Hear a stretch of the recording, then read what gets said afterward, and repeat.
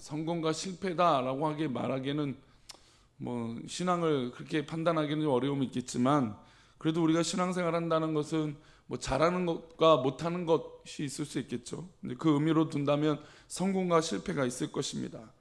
좀 더 정직하게 물어본다면 신앙생활의 성공과 실패는 하나님을 얼마나 많이, 얼마나 깊이 아는가에 달려있다라고 해도 과언이 아닐 것입니다. 신앙의 생활은 하나님을 날마다 알아가는 데 있다라는 것이죠.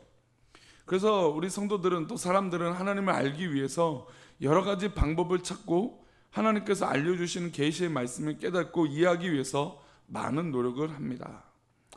어제 이제 수요예배도 잠시 이제 도마에 대해서 말씀 나누면서 얘기를 드렸지만, 같은 상황을 두고도 제자들 안에서도 수많은 의견이 갈리고 또 자신의 판단과 상황에 따라서 예수님을 이해하는 방법들이 다 달랐다라는 것이죠. 그만큼 하나님을 알아가는 것, 또 우리 주님을 알아가는 것, 저 십자가 앞에 나아가는 것이 모두 다 다른 방법과 다른 모습이 보여진다는 것입니다. 그래서 우리는 하나님께서 주신 이런 방법들, 여러 가지 방법이 있지만 우리가 더욱더 하나님 말씀을 온전하게 깨닫기 위해서, 정말 하나님 주신 그 의도를 깨닫기 위해서 우리는 힘써 기도하고 하나님 앞에 나아가야 될 줄 믿습니다. 하나님이 이미 자신에 대해서 알려주신 이 기록된 말씀을 읽고 묵상하고 암송하면서, 하나님이 이런 분이시구나, 하나님이 이렇게 역사하시는 분이시구나 라는 것을 알아가는 은혜가 있게 되기를 축복합니다. 하나님도 우리에게 자신을 적극적으로 알려주셨습니다. 또 때로는 사람의 기질에 따라 어떤 얘기는 직접적으로 계시해 주시기도 하고, 어떤 분들은 여러 가지 환경을 통해서 이런 환경 가운데, 저런 환경 가운데, 저런 모습 가운데 하나님에 대해서 알려주시기도 합니다. 또 때로는 우리 하나님은 역사를 통해서 또 수많은 역사 가운데서 일하시는 하나님의 모습을 보여주시기도 합니다. 이렇게 직접적으로나 간접적으로 하나님을 경험한 우리가 유추하면서, 하나님이 이런 분이구나 라고 하는 것을 깨달아가면서 하나님에 대해서 알아가고 또 하나님을 정립해 나가게 됩니다. 오늘 본문은 하나님이 어떤 분이신지, 또 어떻게 역사하시는지 어떤 그런 흐름을 좀 알 수 있는 것 같습니다. 하나님은 특별히 모세를 통해서 출애굽시키면서 가나안 여정을 달려가셨죠. 그리고 이 모세의 위대한 이 인간적인 모습을 우상화할까봐 모세 이후에 모세를 이 가나안 땅에 들어가지 못하게 하시고 누구를 하나님께서 세우셨습니까? 여호수아를 세웠습니다. 여호수아를 세워서 하나님의 일들을 완벽하게, 물론 중간에 어려움도 있었지만 그 일들을 정말 모세 이후에, 그러니까 모세 뒤에 그 리더십을 갖는다는 건 너무너무 어려운 일이었지만 그 일들을 잘 감당한 여호수아의 사역을 볼 수 있었습니다. 하나님께서는 언제나 우상이나 인간적인 면으로 하나님과 멀어지는 것, 그러니까 우상 때문에, 또 인간적인 면 때문에 하나님과 멀어지는 것을 원치 않으셨습니다. 그래서 하나님은 사람과, 우리 인간과 함께, 성도들과 함께 사역하고 동역하시는데, 하나님의 동역자인 사람이 우상이 되는 걸 원치 않으셨다는 것이죠. 그래서 모세가 실수해서 이 가나안 땅에 못 들어간 이유도 있겠지만 모세가 우상화되기를 원치 않으셨다는 것입니다. 사실 이야기는 어렵지 않게 우리 사회 가운데, 한국 교회 가운데 비유할 수 있죠. 그렇죠? 수많은 목회자들이 은퇴하고 나서의 우상화가 있는 게 있잖아요. 그렇죠? 대형교회 목사님들을 볼 때 물론 그분들의 공적과 또 정말 하나님 앞에 쓰임 받았던 그 멋진 모습을 조금도 부인하거나 그러고 싶지 않습니다. 근데 왠지 사람의 의지하는 모습들이 없잖아 보인다라고 하는 거, 제가 그것을 정지하고 싶은 마음은 없지만 그런 모습이 없잖아 있다라는 것이죠. 게다가 이 세습이라고 하는 것도 사실 이제 이 용어 자체도 좀 우리는 고민을 많이 해야 되죠. 그렇죠? 이 세습 자체라고 하는 단어가 부정적인 의미가 좀 있기 때문에 세습이 과연 옳고 그르다, 나쁘다라고 하는 의미를 좀 더 고민해 볼 필요가 있습니다. 왜냐하면 지방의 농촌교회나 또 개척교회 같은 경우는 실제로 그 교회를 이어서 하실 분이 없어요. 그래서 하실 수 없는 분이 없다 보니까 결국 누가 해야 될까요? 가족 중에 한 사람이 해야 되거든요. 그거를 세습이라고 말할 수 없습니다. 근데 문제가 되는 건 우리 교단은 아직 세습 방지가 없어요. 방지 반대법이 없고, 이제 통합 측은 있어요. 통합 측은 있고. 근데 이제 그 통합 측의 문제로 인해서 뭐 계속 지금 이슈가 나오고 있죠, 그렇죠? 우리가 알고 있는 대형 초메가 처치라고 하는 대형 교회가 이 세습이라고 하는 문제 때문에 골치가 아프고 있습니다. 어쨌든 그런 모습을 볼 때 하나님은 인간적인 모습의 위대함이 그 후대에 그것이 마치 우상화가 되기를 원치 않은 것을 이 모세를 통해서 알 수 있었다는 것입니다. 근데 이어서 이제 여호수아가 죽은 이유는 어떨까요? 한번 볼까요? 우리 1장 1절을 다시 한번 보겠습니다. 여호수아가 죽은 후에 이스라엘 자손이 여호와께 여쭈어 이르되 우리 가운데 누가 먼저 올라가서 가나안 족속과 싸우리까? 자, 여호수아가 죽었습니다. 이 말씀은 여호수아 1장과 비슷하죠. 여호수아 1장에서는 모세가 죽은 후에라고 하는 말씀으로 시작하고 이 사사기 1장 1절은 누가 죽은 후입니까?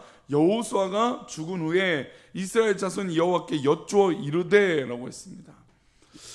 그런데 이 본문의 차이는 이 모세가 죽은 이후에는 여호수아와는 이 걸출한 리더자가 등장해서 그 사역들을 잘 감당합니다.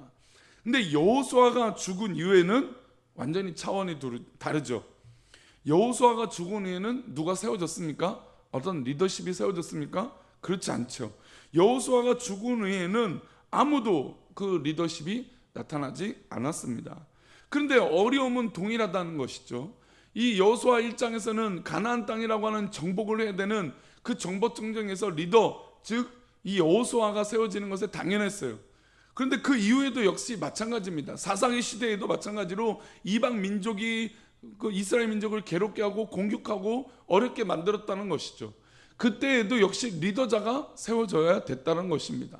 그런데 이 사사기 시대에는 여호수아가 죽은 이후에 그 이후에 타고난 리더십이 하나님께서 세우지 않으셨습니다. 이스라엘 백성들 가운데도 근심과 걱정이 있지 않겠습니까? 여호수아와 같은 또 모세처럼 대를 이어서 우리를 이끈 리더자가 세워야 된다라고 고민을 하지 않았겠습니까? 그런데 하나님은 1장 1절에 하나님이 역사하시는 방법을 보여주고 계십니다. 어떤 방법이냐면 지금 1장 1절을 자세히 보시면 여호수아가 죽은 후에 이스라엘 자손이 여호와께 여쭈어 이뤘다는 것입니다. 그러니까 어떤 특정한 인물이 아니라 공동체가 기도했다라는 것이죠. 즉 성도들이 기도했다라는 것입니다. 성도들이 기도했더니 누가 응답하셨습니까? 하나님께서 역사하셨다는 것이죠. 하나님의 역사하심은 어떤 기름 부은 목회자라고 해서 특별하고 성도라고 해서 뭔가 부족합니까? 그렇지 않죠. 저는 이 단어가 참 약간은 조심스러운 단어이기도 합니다. 평신도라고 하는 단어예요. 이 평신도라고 하는 단어가 사실은 성도로서의 어떤 목회자랑 성도를 구분하는 단어라고 하면 그 부분은 이해가 되는데, 평신도라고 해서 마치 계급화했다라고 하는 의미로 본다면 이 단어는 정말 틀린 단어입니다. 부정적인 단어죠. 평신도가 있고 하나님 앞에 특별한 존재가 어디 있겠습니까? 하나님 앞에 부르심은 다 동일한 줄 믿습니다. 근데 그 부르심에는 하나님의 방법들이 다르죠. 어떤 방법으로는 어떤 하나님의 부르시면 목회자가 있을 수도 있고, 어떤 부르시면 장로님이 있을 수도 있고, 권사님이 있을 수도 있고, 안수일사님이 있고, 성도님이 있을 수 있고, 때로는 그냥 일반 성도일 수도 있어요. 그런데 이것을 마치 평신도라고 해서 뭔가 구분된 단어로 쓴다면 이것은 조금 좀 조심스러운 단어가 아닌가 생각이 들어요. 저는 평신도라보다 그냥 성도라고 하는 단어가 더 좋은 단어가 아닌가라고 생각을 합니다. 평신도라고 하는 이 부각시키기는 의미가 이제 제자 훈련하는 교회는 좀 다르죠. 그러나 제자 훈련을 하지 않는 교회들이 평신도라고 하는 단어는 약간의 계급적인 의미로 쓰는 단어이기 때문에 저는 좋은 단어가라고 생각하지는 않습니다. 어쨌든 이 이스라엘 백성들이 이 공동체가 하나님 앞에 간구했다라는 것입니다. 성도들이 간구했다는 것이죠. 어떤 특정한 사람이 나타나서 기도했던 것이 아니라 온 이스라엘 백성들이, 이 성도들이 하나님 앞에 기도했더니 하나님 어떻게 하십니까? 역사하셨다는 것이죠. 하나님 앞에 물었습니다. 물었더니 하나님 이렇게 대답하십니다. 2절 말씀입니다. 우리 2절 말씀 읽어보겠습니다. 여호와께서 이르시되 유다가 올라갈지니라 보라 내가 이 땅을 그의 손에 넘겨 주었노라 하시니라. 하나님, 우리 이렇게 어려움 당하고 있는데 어떻게 합니까? 이 가나안 족속과 어떻게 합니까? 라고 이스라엘 백성들이 구하였더니 하나님께서 공동체의 기도를 공동체로 응답하세요. 사실 이제 누구를 세워서 어떤 장군을 세워서 어떤 리더자를 통해서 이 일들을 해라 라고 할 수도 있는데, 하나님의 응답은 또 어떤 민족에게, 어떤 족속에게 있습니까? 유다 지파라고 하는 이 지파에게 하나님이 명령하셨다는 것이죠. 자, 이제 유다 지파가 올라가서 저 가나안 족속과 싸워라, 그러면 이기게 해주겠다라고 응답하셨다는 것입니다. 즉 어떤 특정한 인물이 대표해서 기도하지 않았고, 어떤 특정한 인물을 하나님께서 응답하셔서 부르시지 않았다는 것입니다. 물론 유다 지파에도 족장이 있고 또 그런 역할들을 하는 사람이 있었기에 그 일들을 잘 감당했겠지만, 하나님은 지금 이 순간에 어떤 걸출한 아브라함이나 이삭이나 야곱이나 모세나 여호수아나 그런 사역들을, 그 인물들을 택해서 사역하신 것 의미보다 이스라엘 백성들 이 공동체가 전부 다 하나님 앞에 쓰임받기를 원하셨다는 것입니다. 그래서 우리 꿈꾸는 교회 지금 기도하기 좋을 때라는 건 어떤 특정한 사람, 이 목사만 그런 하나님 앞에 기도하고 은혜 받는 시간이 아니라 우리 온 성도들, 저를 포함한 온 성도들이 하나님 앞에 은혜 받고 하나님 앞에 응답받아야 될 줄 믿습니다. 이게 바로 이 여호수아 1장과 1절과 또 사사기 1장 1절이 주는 하나님의 놀라운 섭리라는 것입니다. 그래서 우리 온 성도들은 이때 하나님 앞에 부르짖고 기도한다면 하나님께서 그 손에 넘겨 주겠노라 라고 하는 이 놀라운 의미가 우리 가운데 있게 될 줄 믿습니다. 모세가 떠나니 여호수아에게 기회가 왔고, 여호수아가 떠나니 이스라엘 백성 모두에게 하나님을 대면할 수 있는 놀라운 기회가 왔습니다. 우리는 하나님께서 직접 대면하시기를 원하시고 하나님께서 우리에게 말씀하시기를 원하시는 것을 우리 성도님들 믿으시고 하나님께 기도하시기를 축복합니다. 그러면 이 아침에 우리 하나님께서 우리 사랑하는 성도님들에게 말씀하여 주시고 갈 길을 알려주시고 해야 될 것을 알려주시고 도전받게 하여서 승리하게 해 주실 줄 믿습니다. 이게 바로 하나님의 방법인 것이죠. 오늘 맥체인 성경 읽기표 우리 마태복음 28장의 말씀 보겠습니다.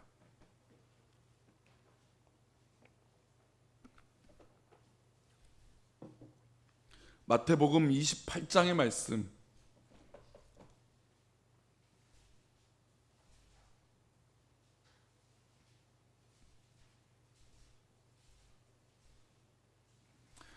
마태복음 28장 18절부터 20절인데요. 한번 펼쳐놓으시고 살펴보겠습니다.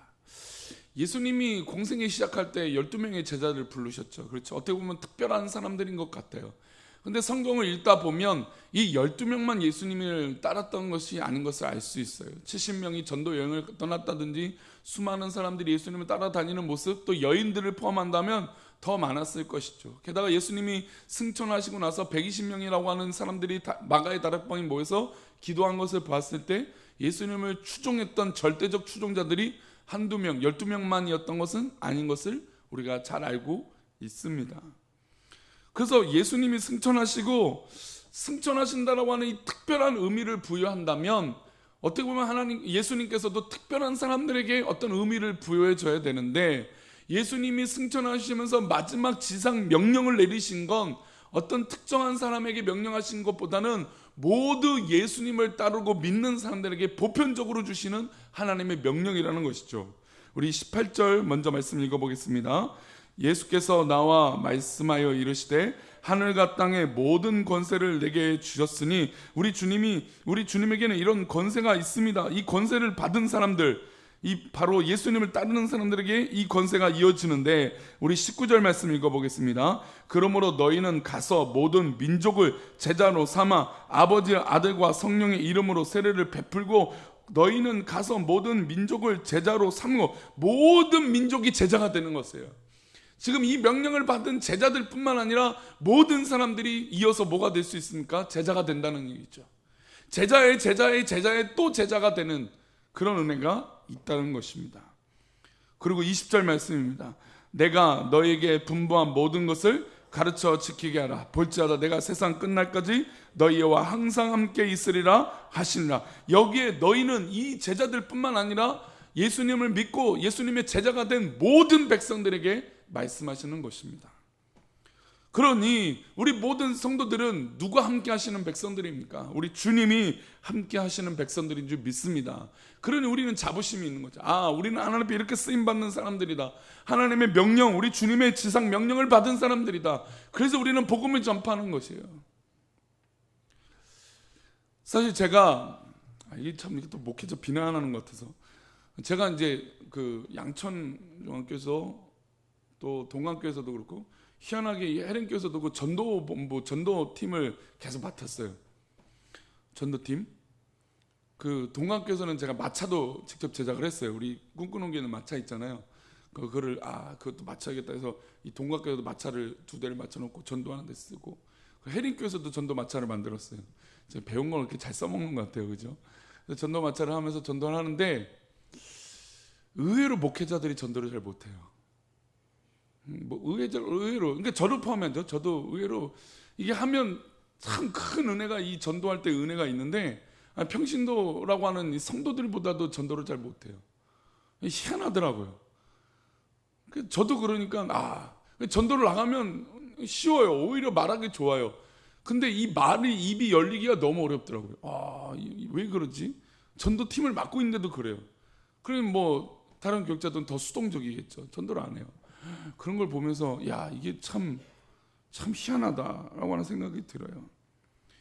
전도라고 하는 단어를 볼 때 어떤 목회자도 마찬가지고 성도들도 마찬가지지만 하나님의 이 명령은 동일하게 다 받은 거예요. 그렇죠?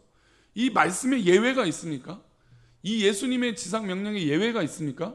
어떤 사람은 하지 말아야 될까요? 어떤 사람은 빠져야 될까요? 아니죠. 목회자, 사모님들, 또 우리 교회뿐만 아니라 전 교회를 말하는 거죠. 장로님들, 우리 권사님들, 안수일사님들, 우리 모든 성도들이 당연히 이 말씀에 순종해야 돼요. 이거는 여건과 환경을 다 떠나서 하나님 말씀을 받는 분들이라면, 예수님의 제자라면 당연히 해야 되는 게 이거예요. 당연히 해야 되는 건데 의외로 당연히 안 돼요. 이게 참 그래서 어려운 것 같아요. 오늘 하나님의 부르심에는 특별하게 부르심이 아니라 보편적인 부르심을 오늘 말씀을 드렸습니다. 성도라면 하나님의 말씀에 부르짖고 기도한다면 마치 여호수아에게 응답받았던 것처럼 우리 성도님들에게도 그런 응답이 있게 될 줄 믿습니다. 또한 예수님의 지상 명령도 어떤 특정한 인물이 아니라 우리 모두에게 주신 것으로 믿고 오늘도 하나님 주신 권세로 사시는 백성들 되시기를 축복합니다. 너희는 가서 모든 민족을 제자로 삼아 아버지와 아들과 성령의 이름으로 세례를 베풀고, 이게 얼마나 큰 권능입니까? 얼마나 큰 권세입니까? 이 권세를 놓치지 마시고 하나님의 백성답게 살아가는 귀한 하나님의 성도들이 되시기를 축복합니다. 기도하겠습니다.